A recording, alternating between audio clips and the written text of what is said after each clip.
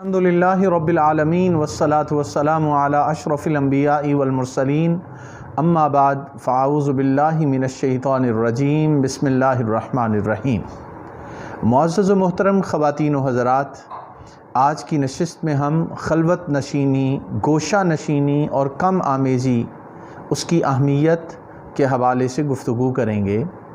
جب ہم آج کے دور پر نظر دوڑاتے ہیں تو انسان کو بے شمار چیلنجز کا سامنا ہے۔ روحانی اقدار پر مادی ترقی نے اور مادہ پرستی نے انسان کو دنیا کا کر کے رکھ دیا ہے اور انسان کا اپنے رب سے تعلق کمزور ہوتا نظر آ رہا ہے۔ اس لیے ضرورت محسوس ہوتی ہے کہ انسان اپنے نفس کی اصلاح کے لیے اور اس کی درستگی کے لیے کچھ وقت گوشہ نشینی میں گزارے، غور و خوض کرے اور اپنی تخلیق پر توجہ کرے کہ اس کو اللہ تعالیٰ نے کیسے پیدا فرمایا اور اس کی زندگی کا مقصد کیا ہے۔ اس لیے گوشہ نشینی انتہائی اہم ہے۔ خلوت نشینی اور گوشہ نشینی کا جب ہم لفظ بولتے ہیں تو اس کا مطلب ہے کہ انسان کسی جگہ کو اپنے لیے لازم پکڑ لے اور وہاں بیٹھ کر تدبر اور تفکر کرے، غور و خوض کرے، اپنی زندگی کے بارے میں، اس کائنات کے بارے میں، اللہ تعالیٰ کے ساتھ انسان کا جو رشتہ ہے اس حوالے سے وہ غور و خوض کرے۔ تو اصطلاحاً خلوت نشینی سے مراد یہ ہوئی کہ انسان اپنے نفس کی اصلاح اور درستگی کے لیے مخلوق سے دل کو اس طرح جدا کر لے کہ اس کے دل میں اللہ رب العزت کی یاد ہر وقت رہے اور وہ دنیا میں رہ کر بھی خلوت ہو یا جلوت اپنے رب تعالیٰ سے اپنا تعلق ٹوٹنے نہ دے۔ یہ وہ خلوت نشینی کا مفہوم ہے۔ اور جس طرح انسان بہت سارے کام سیکھتا ہے زندگی میں، اسی طرح خلوت نشینی کے ذریعے سے انسان اپنے نفس کو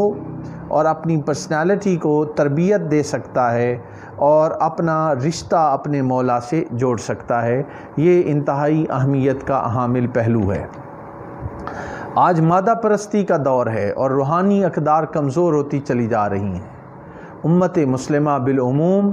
اور ہمارے نوجوان بالخصوص اس وقت فکری طور پر اور ذہنی طور پر مادہ پرستی کے جنگل میں گم ہیں، اور اس سے باہر آنے کے لیے ضروری ہے کہ وہ اپنے آپ کو خلوت نشینی کا عادی بنائیں اور غور و خوض کریں۔ خلوت نشینی دنیا سے فرار کا نام نہیں ہے، کیونکہ نبی اکرم صلی اللہ علیہ وآلہ وسلم اور باقی انبیاء کرام علیہ السلام کی زندگی میں بھی ہمیں یہ چیز ملتی ہے کہ وہ اپنے آپ کو تھوڑے وقت کے لیے گوشہ نشین کر لیتے، خلوت میں چلے جاتے اور غور و خوض کرتے کہ ان کی زندگی کا مقصد کیا ہے، اپنے رب تعالیٰ کو راضی کرنے کے لیے وہ کوشش کرتے۔ آج بھی حالات ایسے ہیں کہ نام کے تو ہم مسلمان ہیں مگر عملاً اللہ اور اس کے رسول اور دین اسلام کی تعلیمات سے کافی حد تک ہم دور ہوتے چلے جا رہے ہیں۔ مادہ پرستی نے ہمیں گھیر لیا ہے اور دنیا داری ہمارے قلب و باطن میں رچ بس گئی ہے۔ اس سے باہر آنے کے لیے ضروری ہے کہ ہم اپنے آپ کو گوشہ نشین کچھ وقت کے لیے کر لیں۔ اسی طرف اقبال نے اشارہ کرتے ہوئے کہا تھا کہ وضع میں تم ہو نصارہ تو تمدن میں ہنود، یہ مسلمان ہیں جنہیں دیکھ کے شرمائیں یہود۔ مسلمان اپنی اصل سے اور اسلام کی تعلیمات سے دور ہوتے چلے جا رہے ہیں اور وہ غور و خوض کرنے کے عادی نہیں رہے۔ ہم مسلمان ہیں تو بائی چوائس مسلمانی کو اختیار ہم نہیں کرتے۔ اسی حالت کو اللہ رب العزت نے قرآن مجید میں یوں بیان کیا کہ کچھ لوگ ہیں جو کہتے ہیں کہ قالت الاعراب آمنا قل لم تؤمنوا ولکن قولوا اسلمنا ولما يدخل الایمان فی قلوبکم۔ کچھ لوگ کہتے ہیں کہ ہم ایمان لے آئے، اے رسول مکرم صلی اللہ علیہ وآلہ وسلم آپ ان سے فرما دیجئے کہ تم ایمان نہیں لائے بلکہ تم نے اسلام قبول کیا ہے، ابھی ایمان تمہارے دلوں میں داخل نہیں ہوا۔ تو ایمان کو قلب و باطن میں اتارنے کے لیے انسان کو کچھ دیر غور و خوض کرنا پڑتا ہے، انسان کو تدبر اور تفکر کی ضرورت ہے، اور یہ انسان کو تبھی نصیب ہوتا ہے جب انسان خلوت نشینی، گوشہ نشینی کو اختیار کرتا ہے۔ جب ہم اپنے معاشروں پر نظر دوڑاتے ہیں، میری مراد مسلمان معاشرے ہیں اور مسلمان ممالک ہیں، تو اوورآل مجموعی طور پر صورتحال یہ ہے کہ مسلمان رقص و سرور کی محافل سجاتے نظر آتے ہیں، شراب نوشی کی محافل میں آنا جانا ان کا عام ہے، بے راہ روی اور اخلاقی بحران نے نوجوان نسل کو کہیں کا نہیں چھوڑا۔ اور پھر آپ دیکھیے کہ یہ جو سوشل میڈیا ہے، انٹرنیٹ ہے، کیبل نیٹ ورک ہیں، ٹی ویز ہیں، ڈراماز اور فلمیں ہیں، انہوں نے مسلمانوں کو اپنی اصل کے ساتھ، اپنے اللہ کے ساتھ اور اپنے رسول کے ساتھ جو نسبت تھی، ان ڈراموں، ان فلموں، ان انٹرنیٹ کی سہولیات کی وجہ سے کافی حد تک مسلمانوں کو اللہ اور اس کے رسول کی تعلیمات سے دور کر دیا ہے۔ اس لیے ہماری مسجدیں ویران نظر آتی ہیں، ہمارے نوجوان بڑوں کا ادب کرتے نظر نہیں آتے، للہیت اور دین کا اخلاص لوگوں میں کم ہوتا نظر آ رہا ہے، والدین کا ادب نظر نہیں آتا، اور ہماری مسجدیں بھی ویران ہیں، اور ہمیں وہ لذت، سجدوں کی لذت، قیام کی، رکوع اور سجود کی آج حاصل نہیں ہے، جس کی وجہ سے بڑی پریشانی کی صورتحال کا ہمیں سامنا ہے۔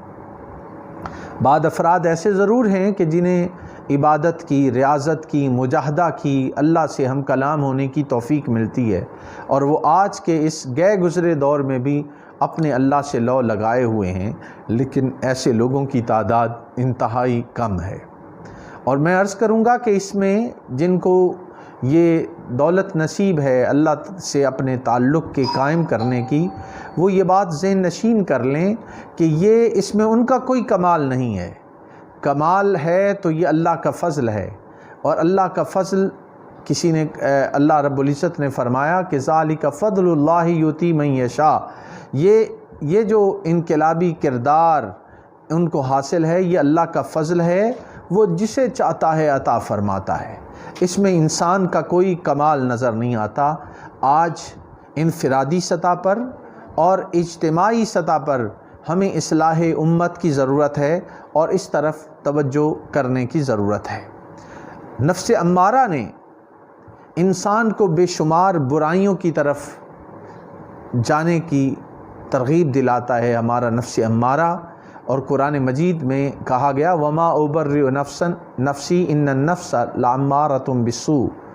کہ یہ جو انسان کا نفس ہے یہ تو برائی کی طرف ہی انسان کو لے کے جاتا ہے، اور انسان اپنے آپ کو اس سے بچا نہیں سکتا۔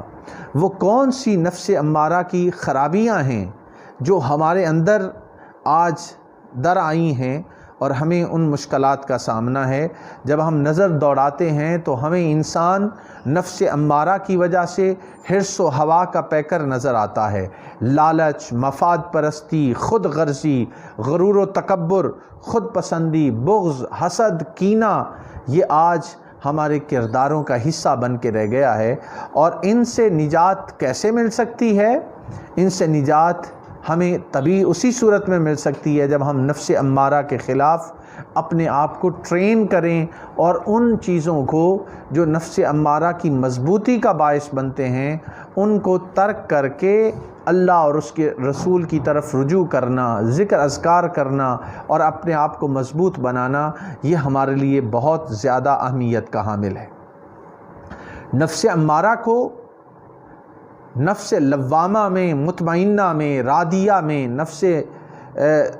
راضیہ، مردیہ اور مطمئنہ میں کیسے بدلا جا سکتا ہے؟ یہ تبھی ممکن ہے، اس کے لیے انسان کو محنت و مجاہدہ کی ضرورت ہے، تزکیہ نفس کی ضرورت ہے، اور تزکیہ نفس کے نتیجے میں انسان کا نفس ملہمہ میں، پھر نفس لوامہ میں بدلا جا سکتا ہے، اور یہ اسی صورت میں ممکن ہے کہ اس کے لیے ہم کوشش کریں۔ جب ہم انبیاء کرام علیہ السلام کی زندگی کا جائزہ لیتے ہیں تو ان کے ہاں بھی ہمیں خلوت نشینی ملتی ہے، اور انبیاء کرام علیہ السلام بھی اپنے آپ کو کچھ وقت کے لیے خلوت نشینی اور گوشہ نشینی کی طرف لے کے جاتے تھے۔ اللہ تعالیٰ نے اپنے انبیاء کرام علیہم السلام کو کئی حوالے سے خلوت نشینی کا حکم دیا، اور چند ایک کا ذکر میں یہاں مناسب سمجھتا ہوں۔ حضرت موسیٰ علیہ السلام کی زندگی کا جب ہم مطالعہ کرتے ہیں تو اللہ تعالیٰ نے حضرت موسیٰ علیہ السلام کو جب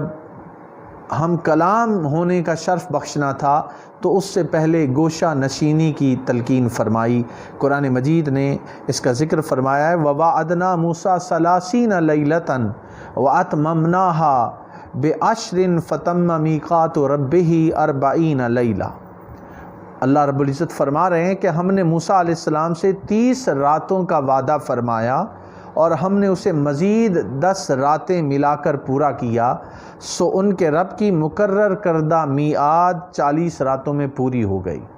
تو یہ وہ 40 راتیں ہیں جو حضرت موسیٰ علیہ السلام نے خلوت نشینی میں گزاریں، اور اپنی قوم کی اصلاح اور رشد و ہدایت کے لیے انہوں نے حضرت ہارون علیہ السلام کو اپنا نائب مقرر کیا،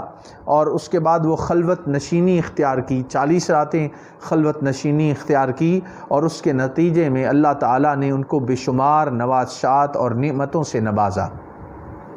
حضرت ابراہیم علیہ السلام بھی خلوت نشینی انہوں نے بھی اختیار کی، اور اس کا ذکر بھی ہمیں قرآن مجید میں ملتا ہے کہ اللہ رب العزت کا ارشاد ہے وَأَعْتَزِلُكُمْ وَمَا تَدُونَ مِن دُونِ اللَّهِ وَادْعُوا رَبِّي عَسَىٰ أَلَّا أَكُونَ بِدُعَاءِ رَبِّي شَقِيًّا، کہ حضرت ابراہیم علیہ السلام کا یہ ڈائلاگ قرآن پاک نے بیان کیا ہے، اور وہ فرماتے ہیں اور میں تم سے اور ان بتوں سے جنہیں تم اللہ کے سوا پوجتے ہو کنارہ کش ہوتا، وَأَعْتَزِلُكُمْ وَمَا تَدُونَ مِن دُونِ اللَّهِ، کہ میں کنارہ کش ہوتا ہوں تم سے، اس چیز کی طرف اشارہ ہے، اور اپنے رب کی عبادت میں یکسو ہو کر مصروف ہوتا ہوں، امید ہے میں اپنے رب کی عبادت کے باعث محروم کرم نہ رہوں گا۔ اب دیکھیے کہ اللہ تعالیٰ کے کرم انسان کو کیسے نصیب ہوتا ہے جب انسان کچھ وقت کے لیے لوگوں سے کنارہ کش ہو کے اپنے مولا کی یاد میں، ذکر اذکار میں، تعقل، تدبر اور تفکر میں گزارتا ہے، تو پھر اللہ تعالیٰ کی انسان کو بے شمار نعمتیں نصیب ہوتی ہیں۔ اب اگلی بات جو اہم ہے وہ نبی اکرم صلی اللہ علیہ وآلہ وسلم کے حوالے سے ہمیں معلوم ہے کہ انہوں نے بھی عزلت نشینی اور گوشہ نشینی کچھ وقت کے لیے اختیار فرمائی اور ذکر الہی میں یکسو ہو کر رہے۔ اس کی طرف اللہ رب العزت نے قرآن مجید میں بھی ارشاد فرمایا کہ وَاذْكُرِ اسْمَ رَبِّكَ وَتَبَتَّلْ إِلَيْهِ تَبْتِيلًا۔ اللہ رب العزت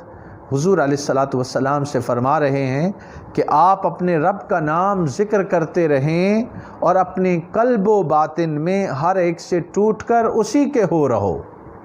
یعنی انسان دنیا داری سے اپنے آپ کو الگ کر لے، وَتَبَتَّلْ إِلَيْهِ تَبْتِيلًا، ہر چیز سے کٹ کے انسان اپنے مولا کا ہو کر رہے، کہ رہے دنیا میں مگر اس کا دل کا رشتہ اپنے مولا سے جڑا رہے۔ اس کا حکم حضور علیہ السلام کو ملا،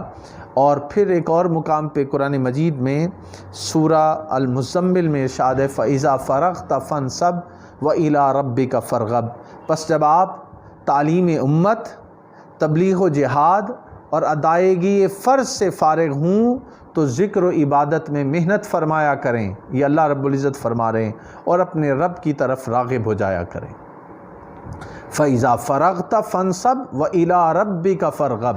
کہ جب دنیا داری کے فرائض جو آپ کے ہیں وہ ادا کر لیے ہیں تو کچھ دیر کے لیے اپنے مولا کی طرف رغبت اختیار کریں،